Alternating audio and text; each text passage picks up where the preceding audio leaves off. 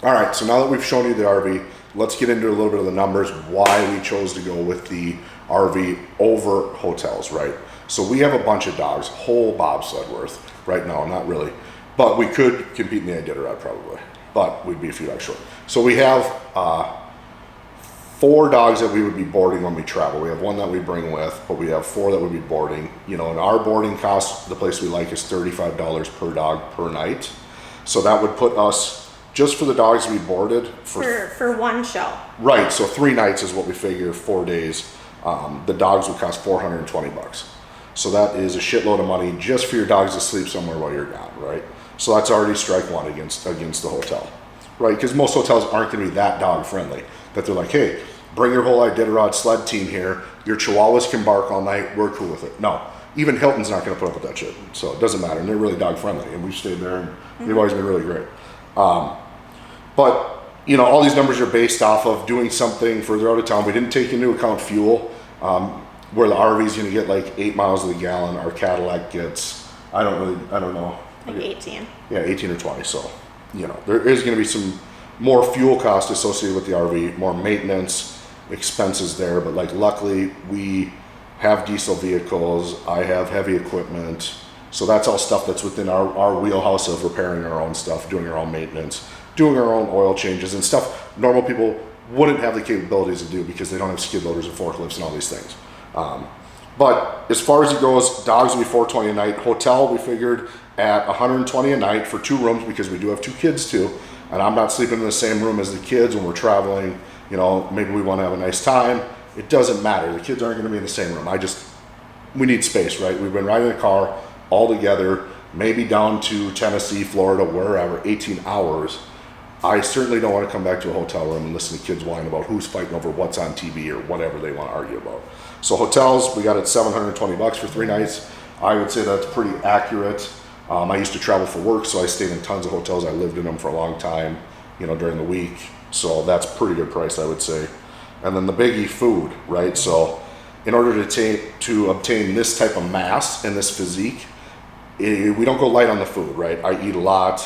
It costs a lot of money. And we did round down pretty aggressively to $65 per meal. Well, we went to 50 actually. 50 per meal for a family of 4 because I don't eat at Burger King. I don't eat food like that. I like sushi. We like a little bit better food. If we're gonna get like something, I'm gonna get a steak or whatever. So we figured $100 per day on meals for the family of 4 because if we're in a hotel, we can eat the continental breakfast, right? So then that puts us at, just for food, $400. So for the 3 days, just based off of these rough numbers, you know, that puts us at $1,540, which is a shitload of money to go to a show, you know, and then that just puts more pressure on you. You got to sell these animals, you know, and it's not as, it wouldn't be as fun of a time. Like I would say, like the goal is sales and to improve your business, but shows, for me, looking at shows are more for marketing, less for sales, right? They're good for sales. If you can cover your costs, put a few bucks in your pocket, you should be happy. But it's more getting your name out there, more marketing strategy. For me, is how we've always looked at them and we've always approached them.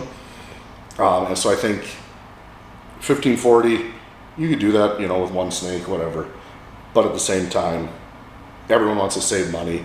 And if you're a legitimate business, you're smart, you're gonna try to save money where you can.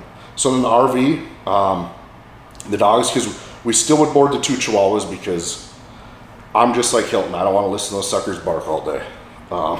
Like, just to be honest. So the dogs we still have at $210. Food $160 because Rose can cook. We can make, you know, a bunch of food before we go. It's a lot easier. We're not stopping all the time, not grabbing like convenience snacks for the kids.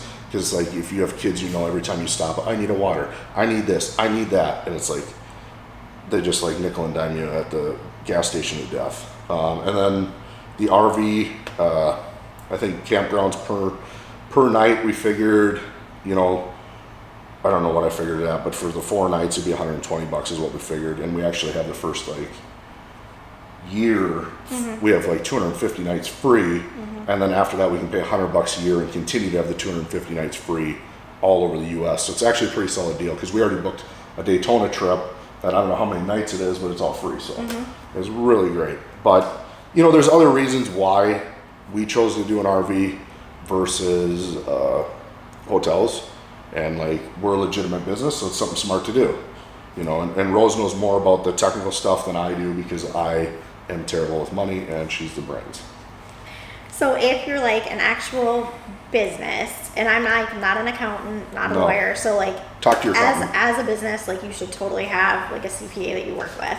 Right. But when you buy something like large for your business, you can depreciate it. Like for an RV, you can depreciate over 5 years. So that means of the purchase price of the RV, you can take chunks of that goes against your taxable income for your business For 5 for years. 5 years. So that's a huge bonus, I guess, to being a business.